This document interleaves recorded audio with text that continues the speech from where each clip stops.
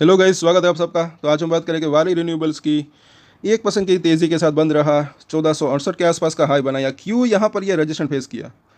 सबसे पहले तो दोस्तों, अगर आप नए हैं इस चैनल के ऊपर तो वारी रिन्यूएबल्स के ऊपर जो है हम डेली टेक्निकल चार्ट के ऊपर एनालिसिस करते हैं, तो सब्सक्राइब जरूर कर ले हमारे चैनल को। टेक्निकल चार्ट काफ़ी यूजफुल रह सकते हैं। इस ट्रेंड लाइन को ज़रा देखें, काफ़ी महत्वपूर्ण ट्रेंड लाइन है। यहाँ पर आप देखें, नीचे जो है ये हायर लो की ट्रेंड लाइन, ऊपर में लोअर हाई की ट्रेंड लाइन। तो यहाँ पर अगर आप देखेंगे, अब इस ट्रेंड लाइन का हल्का सा ब्रेकडाउन हुआ यहाँ पर, हालांकि वॉल्यूम के अंदर कमी थी, इसी वजह से जो है अभी मुझे ऐसा लग रहा है कि ज़्यादा गिरावट नहीं आई। तब भी हमने बात की थी। अब हो क्या रहा है कि इसके अब ज़रा देखें, कल और आज ऊपर जाने में दिक्कत हो रही है। तोड़ दिया, उसके बाद बिल्कुल उसी ट्रेंड लाइन के आसपास जो है ये हाई बनाया, जो है वहाँ पर रजिस्टेंस फेस करा है, उसके ऊपर ये क्लोजिंग नहीं दे पा रहा है। तो इसके ऊपर क्लोजिंग देता है तो अच्छा रह सकता है, उसके बाद ये ट्रेंड लाइन जो ऊपरी है उसको भी क्रॉस कर दे तो फिर अच्छा रह सकता है, फिर जो है वो स्ट्रेंथ वापस आ सकती है। और ये ट्रेंड लाइन आई थिंक जो है 1520 से 1550 के आसपास की है, ऊपरी ट्रेंड लाइन। पहले तो इसके अंदर जाए, उसके बाद ऊपर निकले, तब जो है तेज़ी की संभावना रह सकती है। लेकिन सपोर्ट एरिया जो है इसका वो भी करीब ही दिख रहा है। अगर नीचे आता है तो नीचे से एक अच्छा खासा बाउंस बैक भी आ सकता है, तो वो भी सब सपोर्ट और रजिस्टेंस के ऊपर नजर बना के रख सकते हैं। वैसे मुझे ऐसा लग रहा है कि मीडियम टू लॉन्ग टर्म की बात करें तो एक अच्छी तेज़ी की संभावना रह सकती है, क्योंकि रिन्यूएबल सेक्टर के अंदर है। लेकिन ये शॉर्ट टर्म में जो है वो वॉलेटिलिटी रह सकती है। और क्वार्टर टू के रिजल्ट जो है वो भी जो है अगले महीने या फिर उसके बाद के महीने की शुरुआत में जो है आ सकते हैं। तो उसके अंदर भी मुझे ऐसा लग रहा है कि वो भी जल्दी आ सकते हैं कहीं ना कहीं, क्योंकि ये महीना तो जो है आधा तो ऑलरेडी जो है बीत चुका है। तो एक चीज़ और अच्छी यहाँ पर दिख रही है कि 15 मिनट का चार्ट के अंदर आज के दिन क्या हुआ। पूरा दिन तो अगर देखें तो छोटा सा एक रेंज बाउंड रहा, लेकिन आखिर में ये चार कैंडल ज़रा देखें, 1 घंटे के अंदर अंदर ये अगर देखें अच्छे वॉल्यूम के साथ, ये सब वॉल्यूम के बाहर से अच्छे वॉल्यूम के साथ जो है तेज़ी दिखाने की कोशिश हुई। तो ये चीज़ यहाँ पर अच्छी थोड़ी बहुत दिख रही है। तो अगर ये सिलसिला चालू रहता है, कंटिन्यू रहता है, बाजार का साथ रहता है, तो और तेज़ी की संभावना रह सकती है। लेकिन कुछ लेवल्स को पार कर दे तब बढ़िया रह सकता है। क्योंकि यहाँ पर अगर देखें आगे एक चीज़ और है कि सपोर्ट और रजिस्टेंस अगर देखें तो वो जो है काफ़ी यूज़फुल रह सकते हैं। अगर एक सपोर्ट जो है नीचे की तरफ टूटता है तो उसके बाद का सपोर्ट होता है वहाँ तक जाने की संभावना रह सकती है। एक रजिस्टेंस अगर ऊपर की तरफ टूटता है तो उसके बाद का जो रजिस्टेंस होता है वहाँ तक जाने की संभावना रह सकती है, कोई भी शेयर हो, ऐसा मुझे लग रहा है। तो इन सपोर्ट और रजिस्टेंस काफ़ी यूज़फुल रह सकते हैं। तो कुछ लेवल्स को पार करते तो काफ़ी बढ़िया रह सकता है।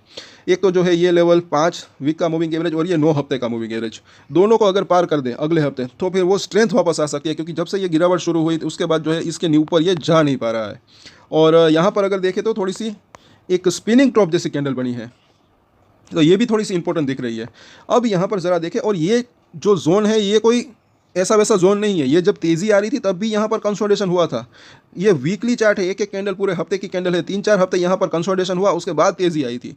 तो यहाँ पर नीचे आते आते भी जो है यहाँ पर 1 2 3 4 5 इस तरीके से काफ़ी ये जो है कंसोलिडेशन हो रहा है अभी कहीं ना कहीं। नीचे ऊपर थोड़ा सा रेंज बाउंड में फंस चुका है। तो हो सकता है कि ये अगर क्वार्टर टू के रिजल्ट का जो है वो वेट कर रहा हो, उसके बाद एक तेज़ी की संभावना हो सकती है। अगर कुछ जो है उसके अंदर प्रॉफिट और रेवेन्यू के अंदर अच्छी खासी ग्रोथ देखने को मिले, या फिर वो, और यहाँ पर अगर नीचे में गिरावट भी आती है तो नीचे से एक अच्छा खासा बाउंस बैक की भी संभावना रह सकती है। तो ये लेवल जो है काफ़ी इंपॉर्टेंट रह सकता है। पिछली बार भी यहाँ पर इसने एक अच्छा खासा वहाँ पर कंसोलिडेशन हुआ था, तो वो अभी भी ये कंसोलिडेशन कर रहा है यहाँ पर। और एक चीज़ है कि 1450 का लेवल, वहाँ पर 200 दिनों का मूविंग एवरेज है। तो यहाँ पर भी अगर देखें तो अच्छा खासा एक जो है कंसोलिडेशन चल रहा है कहीं ना कहीं।